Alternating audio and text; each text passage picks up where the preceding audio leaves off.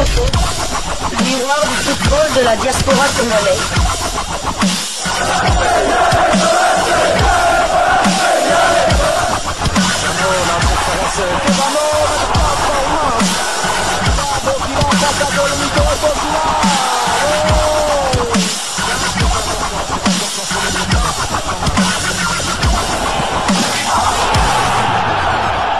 Diasco Foot, le miroir du football de la diaspora congolaise. Vous êtes sur Diasco Foot, le miroir du football de la diaspora congolaise. Diasco Foot vous dit bonjour, tout le plaisir est pour nous de vous retrouver, mais surtout de savoir que vous êtes nombreux en train de suivre votre chaîne YouTube dédiée uniquement aux footballeurs de la diaspora congolaise. Bonjour à tous les amis sportifs. Les Léopards de la République démocratique du Congo ont pris une belle option pour la qualification en phase finale de la Coupe du Monde 2026. Les Fauves congolais sont allés battre les Morabitoun de la Mauritanie sur le score de 2-0 hier la nuit à Nouadhibou, à match de la 6e journée de ces éliminatoires. Le but congolais était inscrit par Charles Piquel dès la 4e minute et Fiston Kalala Mayele à la 81e minute. Une performance de haute volée qui propulse les Congolais en tête du classement du groupe B avec une chance dans la course pour retourner en phase finale de la Coupe du Monde plus de 50 ans après. Ce qui est une bonne affaire pour les Congolais. Suivez cette analyse de Maître Adrien Hulobakwe, consultant Radio Kapi. Je m'en vais féliciter les Léopards congolais et les sélectionneurs Sébastien Desabre. Je pense que sur le plan engagement, c'est une équipe congolaise qui a amélioré sa façon de jouer par rapport au match qui s'était joué à Kinshasa. Il y a certes certaines choses à régler, notamment laisser la possession du jeu ou l'initiative du jeu à l'adversaire. C'est très dangereux si en face c'est une équipe aguerrie. Je pense que la RDC doit apprendre à jouer correctement avec ses forces et ses faiblesses. Lors du prochain rassemblement, il doit chercher vraiment un meneur de jeu car il en a vraiment moyen pour les trouver. Dans le même groupe B, il y a eu d'autres rencontres. Les duels entre les Soudanais n'a pas connu de vainqueur ni vaincu. Le Soudan a concédé un nul d'1 but partout devant le Soudan du Sud. Et puis, victoire du Sénégal devant les Togo 2-0.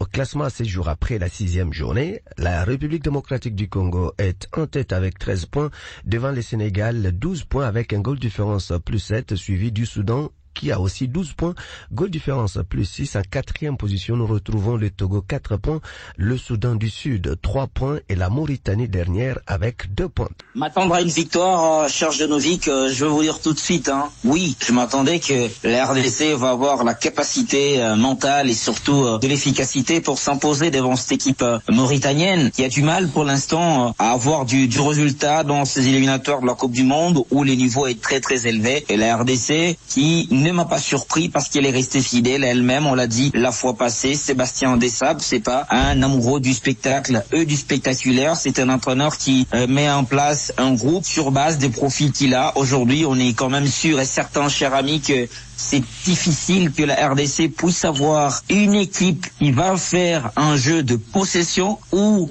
le groupe va d'abord avoir comme première obligation garder le ballon pour faire courir l'adversaire. On n'a pas ces profils-là, à l'image de notre milieu de terrain où on a Moutoussamy, Piquel ainsi que Edo Kayembe, tous des milieux défensifs naturels. Et donc il essaie de bricoler avec l'effectif qu'il a, avec justement un dispositif tactique qui est bien pour eux. Ils sont à l'aise quand ils n'ont pas le ballon, courir derrière le ballon, et quand ils l'ont, ils savent tout simplement aller vite, comme le deuxième but qu'on a marqué avec Fiston Mayele. C'est tout de suite que Elam Echak a été mis en profondeur pour aller ramener le danger. Donc je pense que je m'attendais à cette victoire-là et surtout je m'attendais que Sébastien reste fidèle à lui-même. Il n'a pas voulu s'affoler. Il a changé des joueurs, il a changé les dispositifs des départs, mais la manière, le plan est resté le même et ça, moi, je suis satisfait. Nous avons un entraîneur qui joue pour le résultat et s'il faut l'analyser, il faut analyser. Donc il cherche le résultat. Ceux qui ont voulu faire soulever les stades des martyrs avec les dribbles, avec 4 buts par match, ils nous ont jamais amenés à la Coupe du Monde. Ils nous ont pas qualifiés à une phase finale de la CAN après 4 tournées. Donc il faut tout simplement rester dans le contexte, dans ce que fait l'entraîneur et dans ce qu'il obtient. Ça serait plus prudent au lieu d'entrer dans la recherche du spectacle ou du spectaculaire. Je pense que Sébastien Desabre est loin de tout ça. Voilà, c'était notre confrère Dieudonné Batotela qui intervenait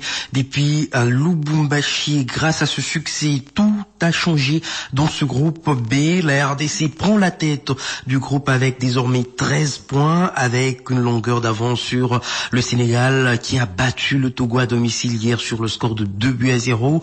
Le Soudan, qui était en tête du groupe avant cette journée, a été tenu un échec par le Soudan du Sud dans les derniers instants de la partie, 1 but partout.